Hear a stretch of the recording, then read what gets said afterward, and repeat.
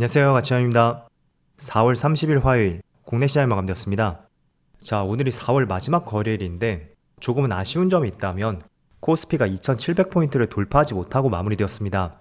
오전장까지만 해도 2700포인트 위에 있었다면 오후장이 깨지면서 마무리가 되었죠. 그래서 이번 달은 전체적으로 2692포인트에서 마무리되었고, 그래도 좋게 생각한다면 다음 달이 2700포인트가 기준점이 될 수 있을 것 같아요.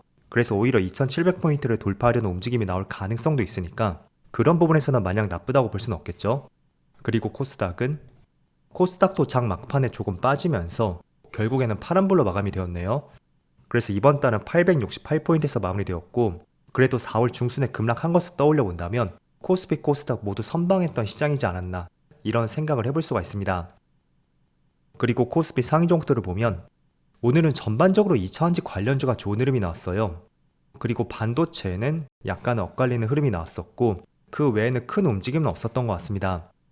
그리고 코스닥은 전반적으로 제약 바이오 업종들, 이쪽에 빨간불이 많이 보이는 것 같고요. 그 외에는 전체적으로 시장이 그렇게 좋진 않았던 것 같습니다. 그리고 코스피의 수급을 살펴보면 오늘이 4월 마지막 날이잖아요. 다행히도 기관과 외국인의 3일 연속 양매수가 들어왔고, 그리고 반대로 코스닥은 기관과 외국인의 양매도가 나왔었네요. 그리고 삼성전자, 오늘 많은 규모는 아니었지만 오랜만에 기관과 외국인의 양매수가 들어왔었고, 반대로 하이닉스는 마찬가지로 많은 규모는 아니었습니다. 그래도 기관과 외국인의 양매도가 나왔었죠.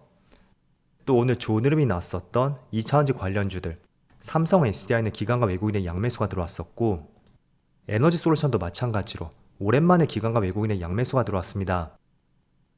자, 그럼 이어서 주체별 매매 동향에 대해서 살펴보도록 하겠습니다. 4월 30일 외국인이 가장 많이 매수한 종목은 셀트리온, 삼성전자, HLB, 아모레퍼시픽, LG에너지솔루션, 이렇게 순서대로 매수했고, 그리고 기관도 마찬가지로 삼성전자, 셀트리온, 삼성 SDI, LG화학, LG이노텍, 이런 순서로 매수를 했습니다. 자, 이어서 해외 증시를 볼게요. 어제도 미국 증시의 흐름은 나쁘지 않았습니다.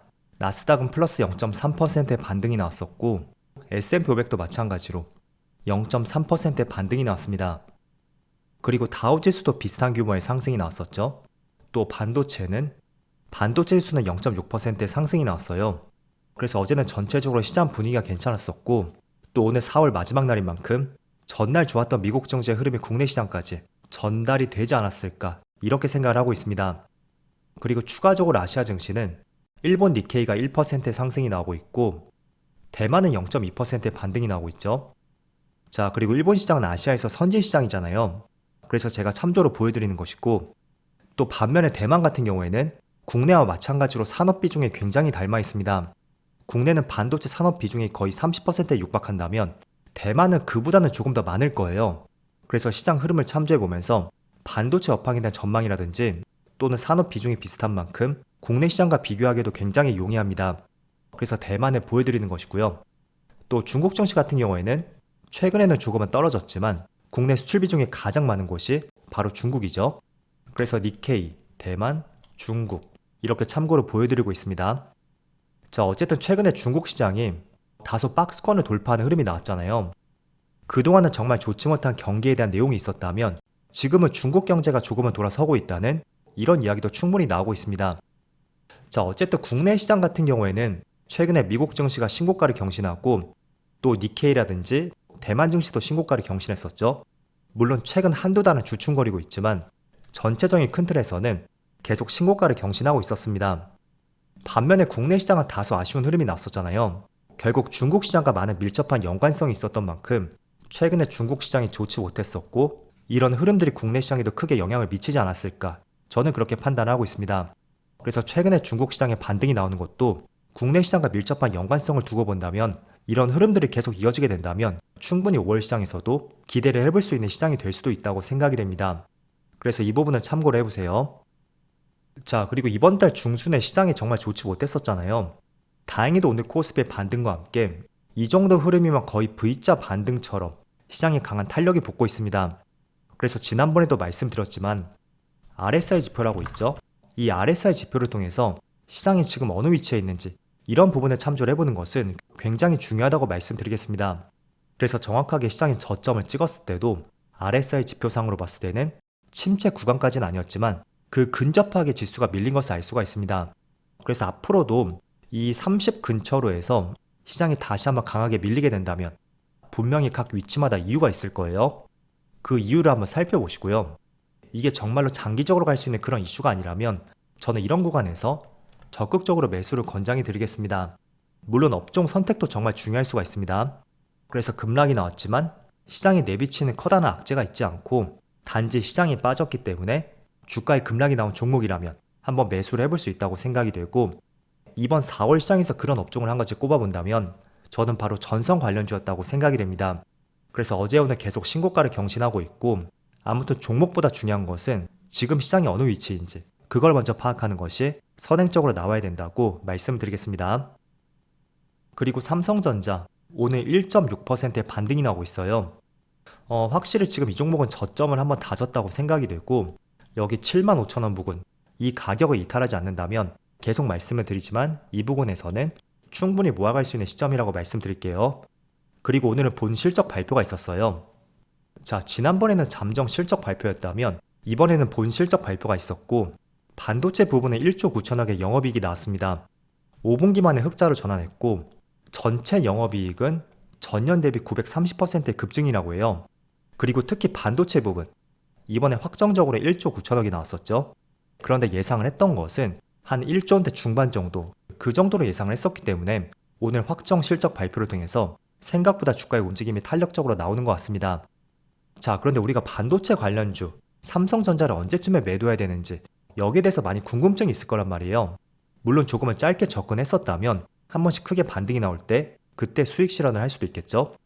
그렇지만 제가 강조해 드리는 것은 업황이 꺾이기 전까지 조금은 길게 가져갈 수가 있다면 그걸 참조해보자고 계속 말씀드리고 있습니다. 그래서 최소한 업황이라는 것은 2년 정도의 사이클이 유지가 되는 만큼 연말까지는 들고 가자고 말씀을 드리는 것이고요. 이거를 조금은 데이터를 통해서 말씀드려볼게요.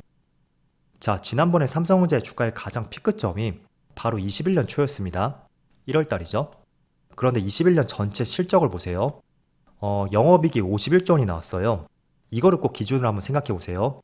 그리고 2024년에는 1분기에 영업이익이 6조 6천억이 나왔습니다. 그거를 단순하게 곱하기 4를 하게 된다면 올 한 해 전체 영업이익이 나올 것이고, 그럼 대략적으로 26조 원이 나오는 것을 알 수가 있습니다. 물론 점차 하반기로 갈수록 실적이 증가할 것이기 때문에 이거보다는 충분히 많이 나올 거예요. 하지만 계산의 편의를 돕기 위해서 말씀드리는 것이고, 우리가 봐야 되는 것은 지난 2021년 이때 영업이익에 근접하던지 그 이상의 영업이익이 나올 때 저는 그때를 1차적으로 매도할 시점으로 잡아보는 것이 가장 좋은 시점이라고 말씀드리겠습니다. 자, 제가 왜 이렇게 말씀드리냐면 지난 2021년 당시에 역사상 최대 영업이익이 나왔었거든요.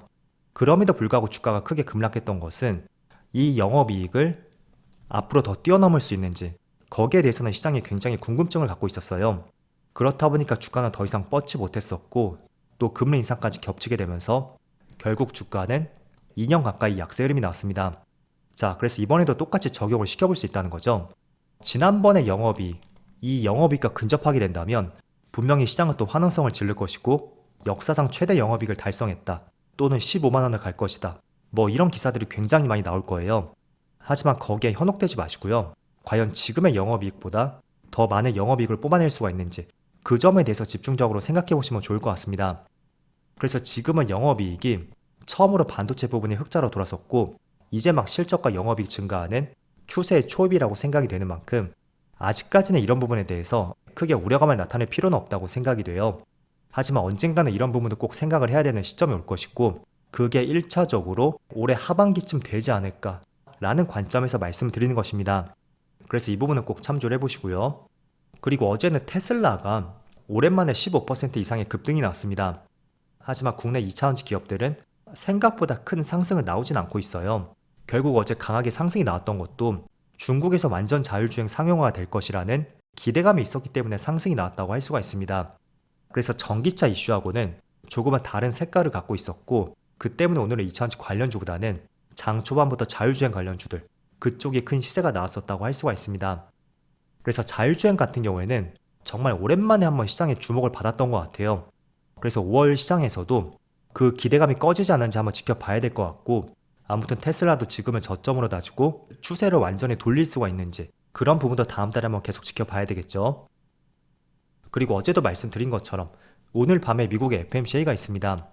비록 FMCA를 앞두고 시장이 생각보다 또 많이 반등이 났어요. 그래서 어쩌면 또 FMC를 통해서 다시 한번 매파적인 발언을 통해서 또 한 번의 주가의 조정이 나올 가능성도 있습니다. 그래서 너무 한쪽 방향으로만 생각하지 마시고요. 이번 주하고 최소한 다음 주까지는 금리 인하 지연 노이즈에 대해서 시장이 소화하는 과정을 거칠 가능성이 있으니까 이 부분도 한번 참조를 해보시면 좋을 것 같습니다. 자, 물론 최근에 시장에 반등이 나왔기 때문에 이 부분은 정말 다행이라고 생각이 됩니다. 하지만 또 너무 빠르게 반등이 나오는 것도 또다시 또 주가의 조정이 나올 수 있는 하나의 빌미가 될 수 있다고 생각이 돼요.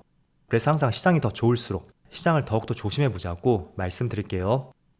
자, 그럼 이번 한 달은 정말 어지러웠던 시장이었는데 4월 한 달 동안 정말 수고 많으셨고요. 저는 하루 쉬고 이번 주 목요일부터 다시 영상을 올려보겠습니다. 그럼 편안한 저녁 되세요. 감사합니다.